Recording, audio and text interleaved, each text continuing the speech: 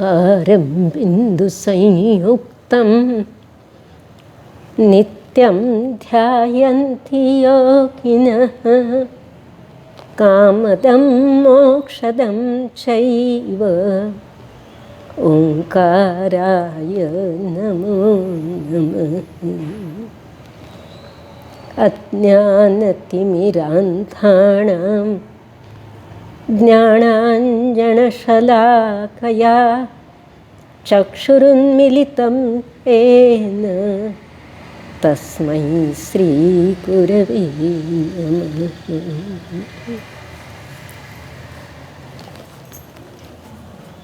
पूज्यश्री अमृतचंद्राचार्य विरचित पुरुषार्थ सिद्ध्युपाय ग्रंथातील 25व्या श्लोकावर स्वाध्याय प्रारंभ होत आहे.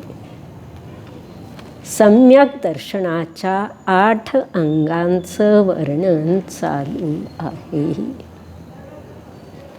सगळी साधना समता भावाच्या चरम प्रकर्षाच्या प्राप्तीसाठी आहे. म्हणून कोणत्याही व्यक्तीची अगर वस्तूची किळस करायची नाही. विचिकित्सा, चिकित्सा, विचिकित्सा, निर्विचिकित्सा. चिकित्सा करणं याचा अर्थ परीक्षण करणे. विचिकित्सा करणं याचा अर्थ विकृत दृष्टीनं एखाद्याकडं पाहणं, घृणा करणं, तुच्छ बुद्धीनं तिरस्काराच्या नजरेनं पाहणं. आणि निर्विचिकित्सा याचा अर्थ विचिकित्सेचा त्याग करणं. निशंकित अंगात दृढ श्रद्धा ठेवायची व्याख्या आहे. निकांक्षित अंगात इहपरलोकीच्या भोगोपभोगाची अभिलाषा सोडून द्यायला सांगितलं. निर्विचिकित्सा अंगात काय सांगतात ते आपण पाहूया. कारण कुठल्याही व्यक्तीबद्दल, वस्तूबद्दल आपल्या मनात घृणा फार लवकर येते. जुगुप्सा नावाचा नो कषाय आमच्या ठिकाणी अशा प्रकारचे परिणाम उत्पन्न व्हायला निमित्त बनतो. पण भाव तर आपले आहेत. करायचे की नाही करायचे याचा विवेक आपल्याला पाहिजे. पहा, क्षुतृष्णा शीतोष्ण प्रभृतीषु नानाविधेषु भावेषु द्रव्येषु पुरुषादिषु विचिकित्सा नैव करणीया. क्षुतृष्णा शीतोष्ण प्रभृतीषु नानाविधेषु भावेषु द्रव्येषु पुरुषादिषु विचिकित्सा नैव करणीया. क्षुत तृष्णा, क्षुधा, तृषा, शीत, उष्ण वगैरे नाना प्रकारच्या भावांमध्ये पुरुषादिषु द्रव्येषु विष्ठा आदी पदार्थाविषयी देखील विचिकित्सा नैव करणीया. ग्लानी करणे योग्य नाही. एखादं व्रत आपण करतो, उपवास एकासन केल्यानंतर भूक तहान सहन करावी लागते. शरीरात ऋतूला आणि तपाला अनुसरून वातपित्त कफाचा प्रकोप होऊ शकतो. आपल्या मनात विचार येईल, काय वैताग आहे, उपवास करा, एकासन करा, भूक लागली, घरात वस्तू आहे, देणारा द्यायला तयार आहे, पण खायचं नाही. तहान लागली, पाणी प्यायचं नाही. थंडीत थंडी सहन करायची, उन्हाळ्यात उन्हाळा सहन करायचा. असला कुठं धर्म असतो काय? असे विचार जर मनात आले तर आपण संयमापासून दूर गेलो, परिशह जयापासून दूर गेलो. आपल्या हातून तप होणे नाही. अशा प्रकारची भावना करण्यामध्ये रत्नत्रय गुणावरती अनादर व्यक्त केल्यासारखं आहे. धर्मानं सांगितलेल्या क्रियांच्या बद्दल अनादर, तिरस्कार व्यक्त केल्यासारखं आहे. म्हणून अशा प्रकारचे भाव करायचे नाहीत. हे शरीर नवद्वार बहे घिनकारी अशा प्रकारचं आहे. अवतीभवती भरपूर घाण आहे. एकेंद्रियापासून पंचेंद्रियापर्यंत चित्रविचित्र आकाराचे प्राणी आपल्या अवतीभवती फिरतात. मुनी स्नान मुलगून पालन करतात. त्यांच्या शरीरावर घामावर धूळ बसून शरीर काळवंडलेलं असेल, त्या शरीराला एक विशिष्ट घामाचा वाससुद्धा येत असेल. अदंतधावन मुलगुणाचं पालन करताना ते दंतमंजन लावून दात घासत नाहीत. अशा अवस्थेत त्या मुनींच्या शरीराला शी घाण असं म्हणणं म्हणजे ग्लानी करणं आहे, तिरस्कार करणं आहे. आणि त्याचा त्याग केला, त्यांच्या रत्नत्रय गुणाकडं पाहून आदरभाव ठेवला तरच आपल्या ठिकाणी निर्विचिकित्सा अंग आहे असं सिद्ध होईल. पहान, आज कदाचित आपण रूपवान असू, सुंदर असू, हे तारुण्य आणि सौंदर्य कायम टिकणार आहे का? नाही. एखाद्या अपघातात हे शरीर अधू बनेल. एखाद्या असाध्य रोगानं शरीराची अवस्था अत्यंत क्षीण बनेल. वाढत्या वयाबरोबर तारुण्य आणि सौंदर्य ओसरत जातील.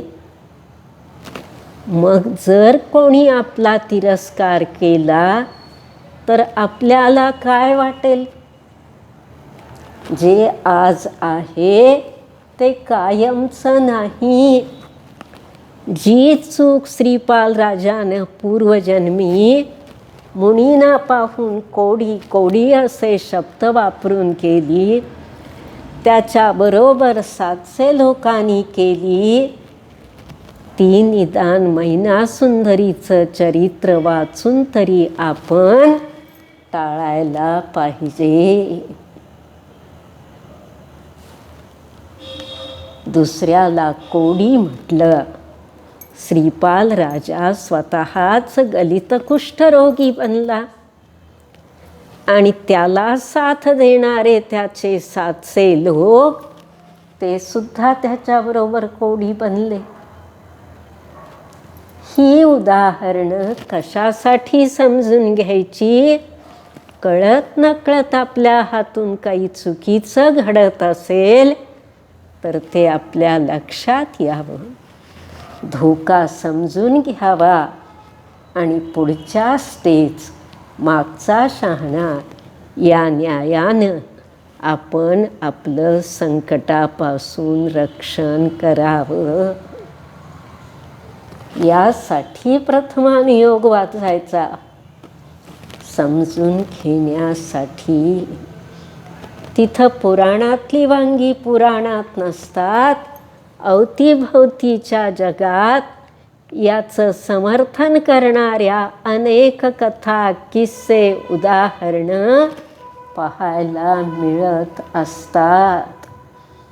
त्याशिवाय उमास्वामी आचार्यांनी तत्वार्थसूत्राच्या 7व्या अध्यायात आपल्याला सांगितलं का हो, जगत्काय स्वभाव वा संवेग वैराग्यार्थम. काय सांगितलं? या जगातल्या घडामोडी कशा चित्रविचित्र आहेत, बुद्धी चक्रावून टाकणाऱ्या आहेत. ज्या शरीराची सेवा मी उठल्यापासून निजेपर्यंत करतो ते शरीर वास्तविक काय आहे? साऱ्या दुनियेची घाण या शरीरात भरलेली आहे. तरीसुद्धा त्या शरीरावर माझं खूप प्रेम आहे. त्याला जरा टसमस झालेलं मला सहन होत नाही. मग संयमी जीव या शरीराच्या माध्यमातूनच धर्मपुरुषार्थाची साधना करत असतात. त्या शरीराला नावं का ठेवायची? कायमचं काहीच राहत नाही जगात. म्हणून तर आपण दुसऱ्याकडं तुच्छ बुद्धीनं कधी पाहायचं नाही. सनत्कुमार चक्रवर्तींना सुद्धा कुष्ठरोग झाला. मोठं जे समाधिमरण हिंदी काव्य आहे त्यातलं कडवं काढून पहा. म्हणून कोणी कोणाला तुच्छ लेखू नये. मान्य आहे की विष्ठेसारखी वस्तू पाहता क्षणी किंवा दुर्गंध वास येता क्षणी आपल्याला किळस येते, तरीसुद्धा त्याची किळस करायची नाही. लौकिक दृष्टीनं जिथं जी शुद्धी पाळायला पाहिजे ती जरूर पाळायची, त्यात तडजोड नाही. पण त्या द्रव्याचा अनादर करायचा नाही. तिर्यंच गतीचे जीव विष्ठेत जन्म घेतात आणि त्यांना तेच जीवन आवडतं. आपण कधी तिथं जन्म घेतला नाही का? अनंत जन्म मरण करताना काय काय करून आलोय आणि काय काय भोगावं लागलंय याचं वर्णन करायला आपली वाणी असमर्थ आहे. मग कशाला कोणाला तुच्छ लेखायचं? दुसऱ्याला तुच्छ लेखल्यानं आपण श्रेष्ठ होत नाही. उलट धर्माच्या चाकोरीतून प्रत्येक गोष्टीकडं पाहायचं आहे, हे विसरायचं नाही. पहा, धवला ग्रंथात मुनींच्या शरीराला आगमद्रव्य मंगल म्हटलेलं आहे. द्रव्य मंगल आहे, का रे बाबा? या शरीराच्या माध्यमातून हा आत्मा रत्नत्रय गुणाची साधना करतो, पालन करतो. समंतभद्र स्वामी रत्नकरण शावकाचार ग्रंथात काय म्हणतात?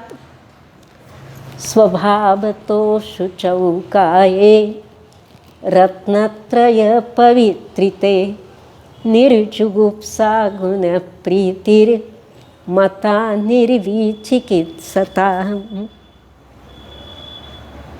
हे शरीर वास्तविक नैसर्गिक दृष्टीनं पाहिलं तर अत्यंत अशुची आहे, अपवित्र आहे. पण रत्नत्रय गुणाची साधना करणारा आत्मा त्या शरीरात राहून तप करतो.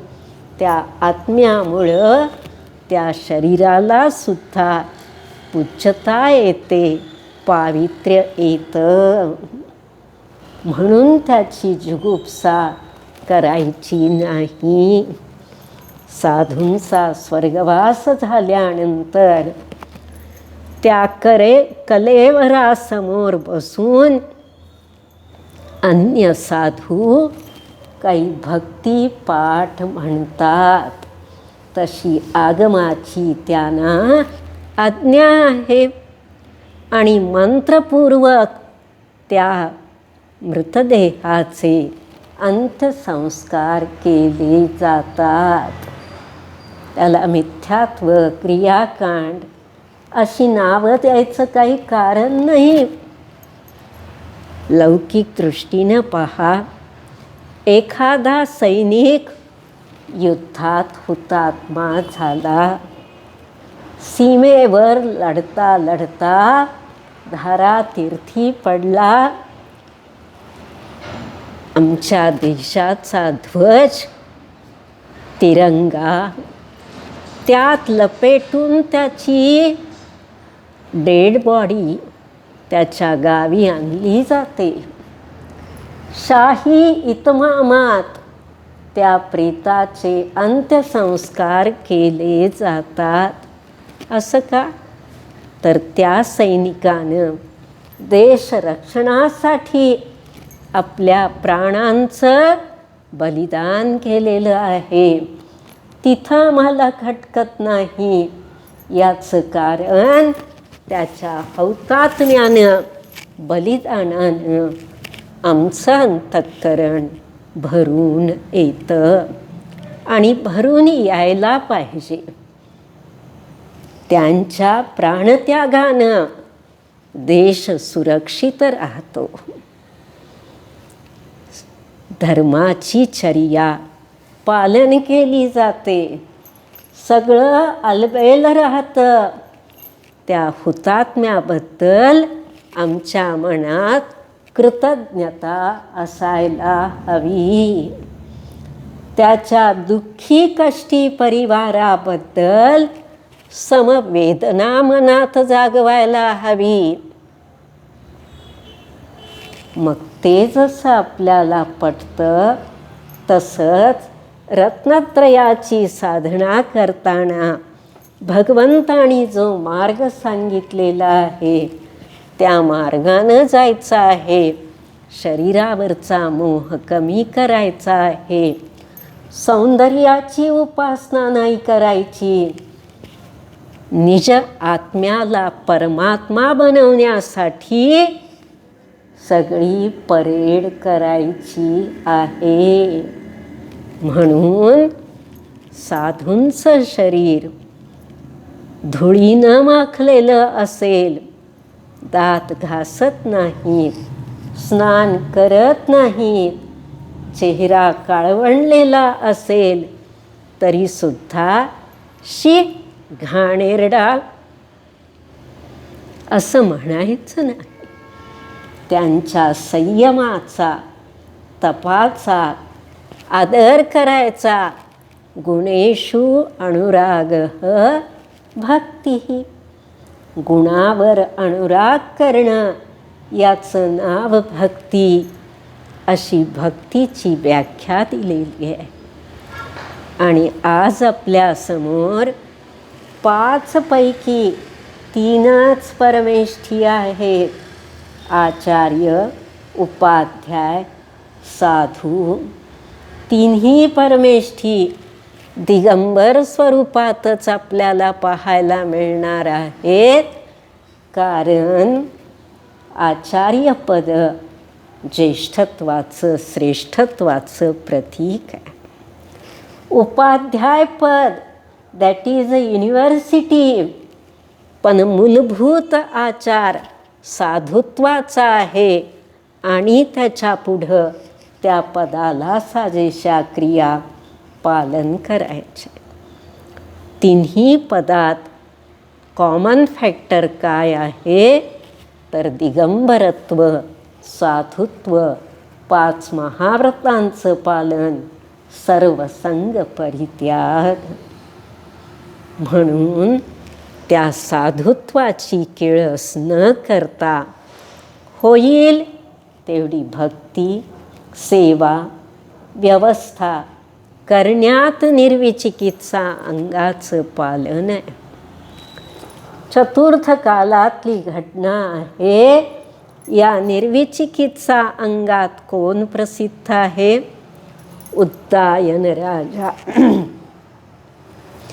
वत्स देशात रौरकपूर नावाच्या नगरात उत्तायन राजा राज्य करत होता. त्याच्या पट्टराणीचं नाव प्रभावती होतं. दोघंही महान धर्मात्मा. पूजा, जाप, स्वाध्याय, आहारदान, प्रवचन ऐकणं, साधूंची भक्ती करणं, अशा सर्व क्रिया आपला राजधर्म पाळत तो राजा करत होता. आणि त्याच्या या उत्कृष्ट श्रद्धेचं कौतुक, त्याच्या सम्यक्त्वाची प्रशंसा इंद्रानं तत्वचर्चेच्या वेळी त्यांच्या धर्मसभेत केली. उत्तायन राजा महान सम्यक दृष्टी आहे. 8 अंगांचं उत्तम पालन करणार आहे. निर्विचिकित्सा अंग जर पाहायचं असेल तर उत्तायन राजाकडं पाहावं. सभेतल्या वासव नावाच्या एका देवाला हे पटलं नाही. त्याचा विश्वास बसला नाही.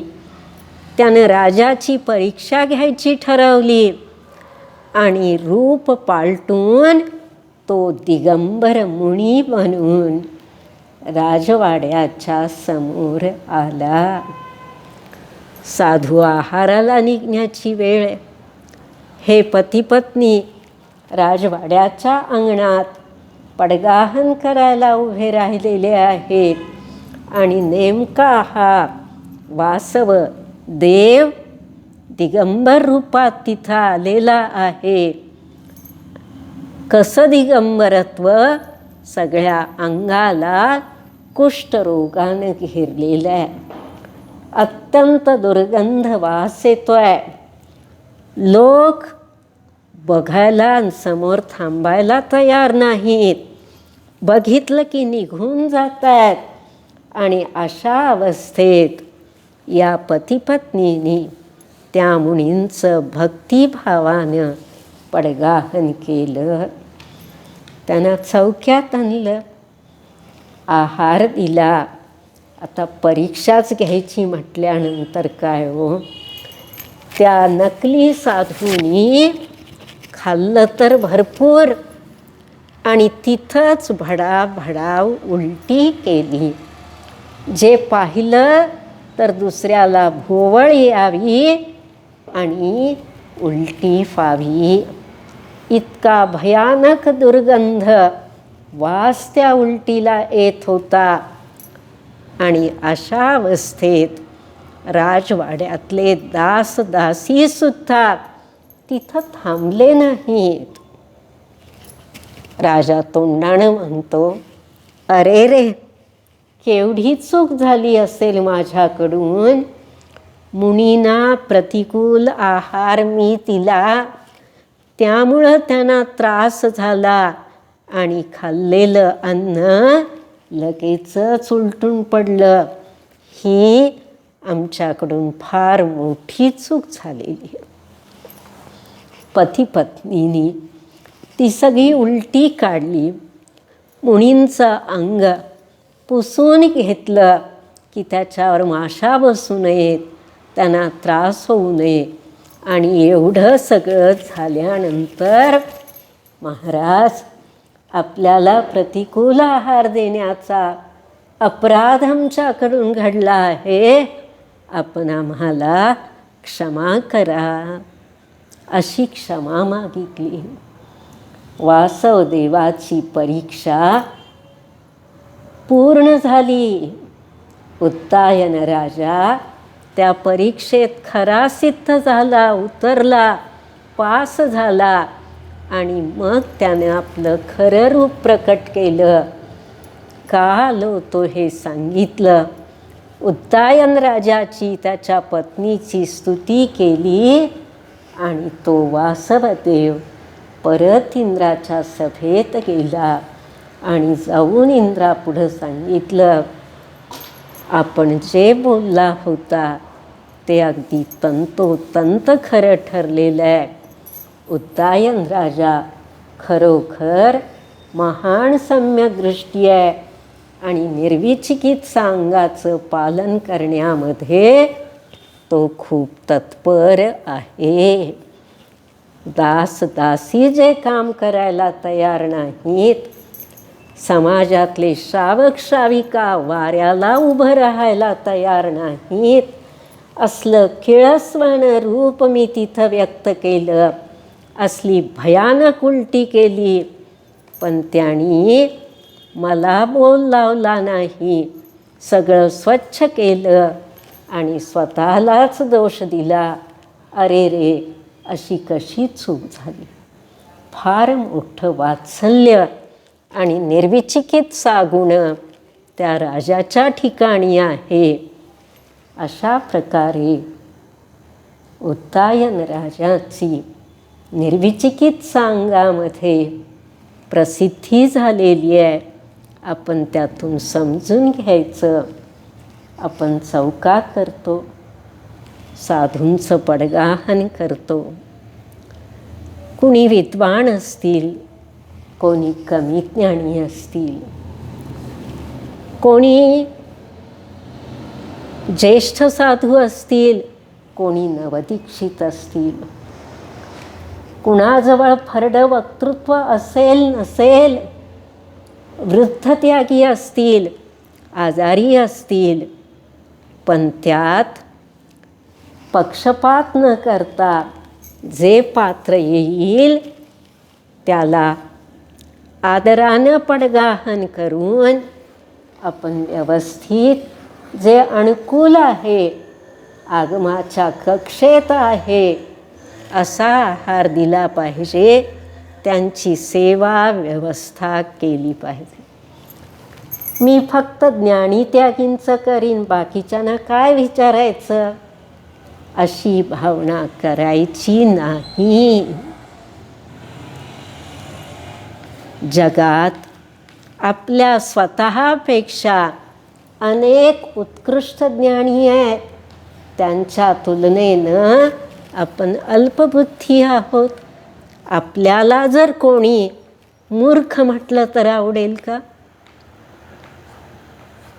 आपण साधूंची व्यवस्था करताना सुद्धा विवेक, वात्सल्य, संतोष, विज्ञान गुण प्रकट केले पाहिजेत. म्हणून तर नवधा भक्तीला दात्याच्या 7 गुणांची जोड पाहिजे, तर ती नवधा भक्ती यथार्थ आहे. नाही तर नाईलाजानं करावं लागतंय. रोजच त्या म्हाताऱ्या महाराजांना आहार द्यावा लागतोय. आमच्याच मागं काय 7.5 आहे, वैतागवाडी आहे, असं करून जर आहार दिला तर ते दान नव्हे. तो गुणानुराग नव्हे, तिथं निर्विचिकित्सा अंगाचं आणि वात्सल्याअंगाचं पालन नव्हे. आपण त्यांच्या ठिकाणी असणाऱ्या रत्नत्रय गुणाकडं पाहिलं पाहिजे, तरच निर्विचिकित्सा अंगाचं पालन आपल्याकडून व्यवस्थित होणार आहे. साधुत्व मोलाचं, साधुत्व दुर्लभ. पहा ना, श्रावक किती आणि साधू किती. ते तप करतात, वात पित्त कफाचं संतुलन बिघडून नाना प्रकारचे रोग या शरीराला होऊ शकतात. आचार्य म्हणतात, हे शरीर काय आहे? रोगरूपी सापाचं वारूळ आहे. या शरीराला किती रोग होऊ शकतात? स्वामी कार्तिकेय अनुप्रेक्षा ग्रंथात सांगितलंय. आकडा पाठ करा बरं का. केवढा आकडा आहे? 5,68,584 इतक्या रोगांची संभावना या शरीराला आहे. पूर्वजन्मातलं असाता वेदनीय कर्म कुणाला कोणत्या रोगाच्या रूपानं फल देईल, किती तीव्र मंद फलदान शक्तीनं ते आपलं काम बजावेल, सांगता येत नाही. जी वेळ आज दुसऱ्यावर आहे, ती उद्या आपल्यावर येणार आहे. संसार काय आहे? सगळीकडं मोहनीय कर्म आणि असाता वेदनीय कर्माचंच राज्य आहे. कुणी शारीरिक रोगी, कुणी मानसिक रोगी, कुणाला ज्ञान कमी, कुणाचा व्यवसाय कमी. तर आहेत सगळ्या. आणि अंतराय कर्माचं राज्य तर एक छत्री चालतं. कुणी जात्यात आहे, कुणी सुपात आहे. सुपातल्या दाण्यानी जात्यातल्या दाण्यांना हसणं योग्य आहे का? हास्यास्पद आहे. आज मी दुसऱ्याला हसलो, पण जात्यामध्ये जाणारी पुढची मूठ, त्या मुठभर धान्यात कदाचित माझाच नंबर असेल. म्हणून समोर कशाही प्रकारचा जीवाला रंजला गांजलेला असला तरी त्याची किळस करायची नाही. कोणाकडं तुच्छ बुद्धीनं बघायचं नाही. हेच आपण यातून समजून घ्यायचं. ओम नमः.